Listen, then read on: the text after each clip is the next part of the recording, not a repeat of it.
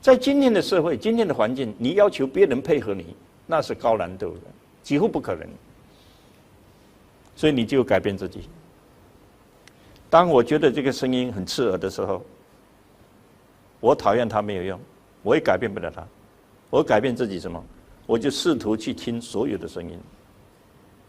当你要去听所有的声音的时候，你就听不到这个声音，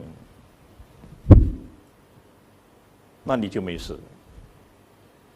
当我们寄托在一个没有办法掌握、没有办法控制的基础之上的时候，我们是无法管理的。那谈不上什么情绪管理。